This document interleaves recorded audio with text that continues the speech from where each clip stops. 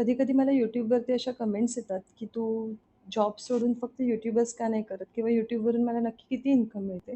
तर मी तुम्हाला त्याचा लाईव्ह प्रूफ दाखवते. तर मी इथे YouTube स्टुडिओ ओपन केलेले आहे. ज्या कोणी त्या यूट्यूबर असतील त्यांना हे माहितीच असेल आणि त्यामध्ये मी तुम्हाला माझा रेव्हेन्यू दाखवते.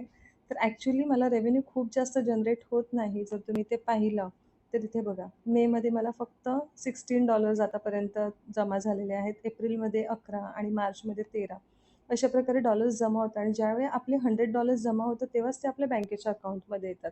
आता जर तुम्ही पाहाल तर मला लाईफटाईम जवळ-जवळ माझं चॅनल सुरू होऊन 5 वर्ष झालेली आहेत आणि लाईफटाईममध्ये मला म्हणजे जवळ-जवळ 5 वर्षामध्ये मला $3,495.99 मिळालेले आहेत.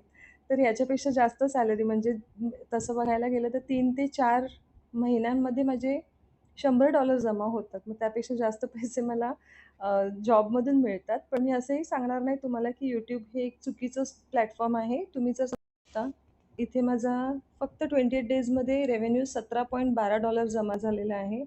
पण जर समजा तुम्हाला YouTubeवरती कन्सिस्टन्सी मेंटेन करायची क्वालिटी कंटेंट जर तुम्ही देऊ शकता, तर नक्कीच तुम्ही YouTube स्टार्ट करू शकता. हे खूप चांगलं प्लॅटफॉर्म आहे.